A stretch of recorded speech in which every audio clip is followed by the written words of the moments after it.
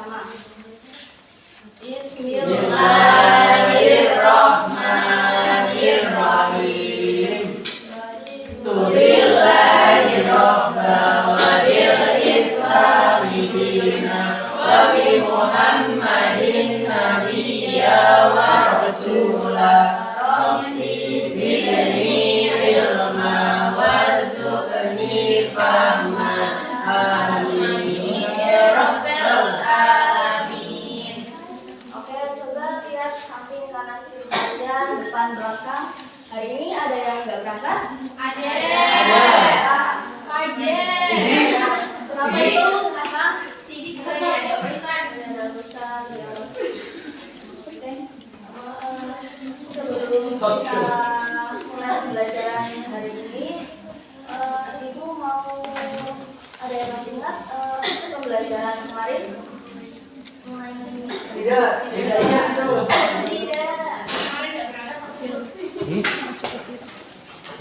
Pelajaran kemarin kan kita membahas mengenai kejayaan intelektual ilmuwan pada masa Daulah Abbasiyah. Nah, kira-kira ada yang tahu nggak tokoh dari Daulah Abbasiyah? Tahu ya, tokoh dari Daulah Abbasiyah ini adalah Abu Abbas As-Soffa. Nah, mereka itu mempelajari berbagai bidang dalam ilmu pengetahuan, baik itu ilmu astronomi, ilmu filsafat, ilmu kimia, dan ilmu lainnya. Mereka tidak hanya mempelajarinya, tetapi juga mengembangkannya serta menyempurnakannya. Nah, hari ini kita akan belajar mengenai kemajuan peradaban Islam pada masa Daulah Ayyubiyah.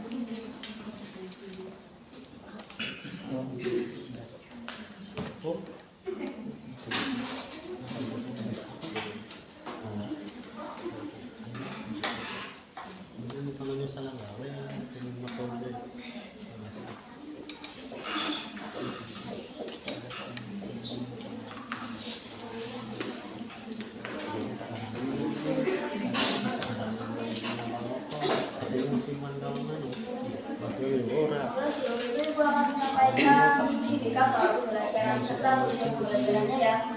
Indikator yang akan dicapai pada materi kali ini yaitu berfokus pada pemahaman sejarah berdirinya Daulah Ayyubiyah, terus analisis perkembangan peradaban ilmu pengetahuan baik itu ilmu seni, bangunan atau yang lainnya, serta mengambil ibrah pada perjuangan Salahuddin Yusuf Al-Ayyubi. Nah, untuk tujuan pembelajarannya sendiri itu, yang pertama, peserta didik dapat mampu menelaah sejarah berdirinya Daulah Ayyubiyah dengan baik dan tepat. Terus yang kedua, peserta didik dapat mampu menganalisis kepemimpinan Daulah Ayyubiyah. Daulah Ayyubiyah dalam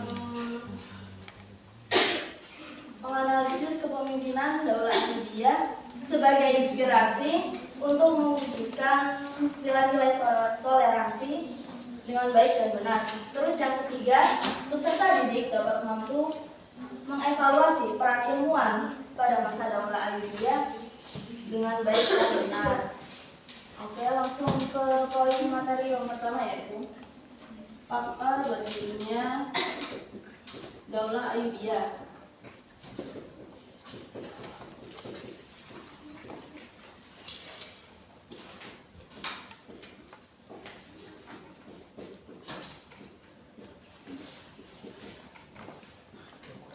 Ada yang tahu? Tidak. Yang faktor berdirinya Daulah Ayyubiyah ini ada 3. Yang pertama itu melemahnya dinasti, melemahnya kekuasaan dinasti sebelumnya yaitu dinasti Fatimiyah. Terus yang kedua itu kemenangan kepemimpinan Salahuddin Al-Ayyubi dalam melawan tentara Salib. Terus yang ketiga yaitu kecemerlangannya Salahuddin Al-Ayyubi. Nah, sebelum itu Ibu akan menyampaikan sedikit dari dinasti Fatimiyah. Dinasti Fatimiyah ini adalah satu-satunya dinasti Syiah pada masa Islam.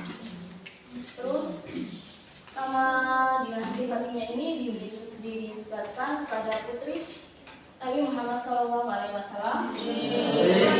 Siapa? Fatimah Zahra. Terus kekuasaan ini didirikan oleh Said bin Husain, merupakan penguasa keturunan dari Syiah Islamiyah. Nah, dinasti Fatimiyah ini merupakan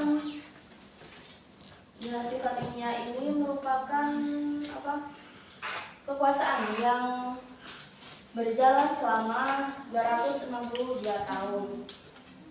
Selanjutnya itu mengenai Daulah Ayyubiyah sendiri. Daulah Ayyubiyah ini adalah dinasti Syiah, dinasti Sunni yang berada di Mesir atau Irak.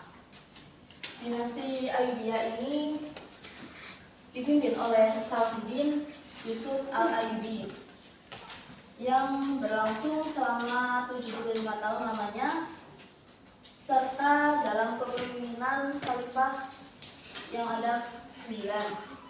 Coba bisa diulangi, Mbak Lutfia, faktor berdirinya Daulah Ayyubiyah itu bisa.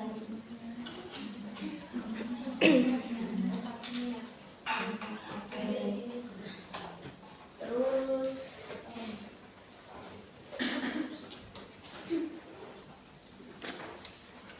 Mbak Mila bisa menunjukkan lagi faktor melemahnya kekuasaan dinasti Fatimiyah.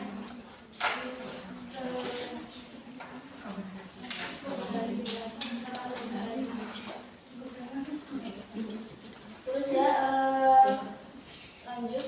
Daulah Ayyubiyah ini terinspirasi dari nama kakeknya Salahuddin Yusuf al-Ayyubi, yaitu bernama Ayyub. Aslinya kan Salahuddin Yusuf al-Ayyubi ini disuruh untuk menjadi penerus dinasti Fatimiyah, tetapi karena beliau tidak mau, akhirnya beliau mendirikan dinasti sendiri yang bernama Daulah Ayyubiyah.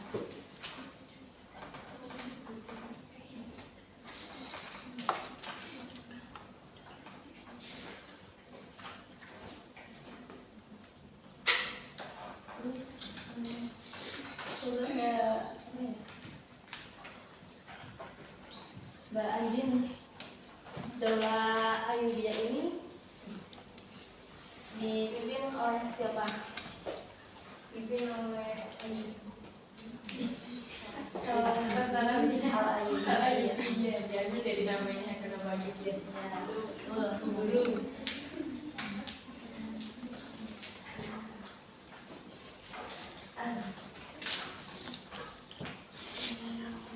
sampai sini ada yang mau ditanyakan, anak-anak? Atau ada yang kurang paham?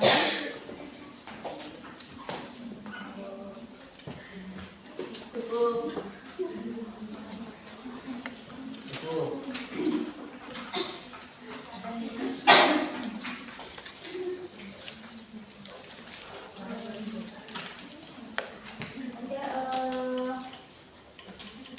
Sebelum Ibu tutup, ini nanti dibagi kelompok ya.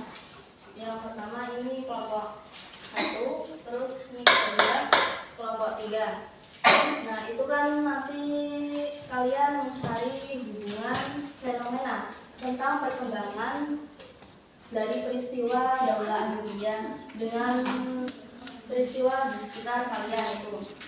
Nanti dikumpulkan saat pertemuan berikutnya. Itu paham anak-anak? Terus sebelum kita kita tutup pembelajaran ini, mari kita bersama-sama baca Alhamdulillah bersama-sama. Alhamdulillahirabbil alamin.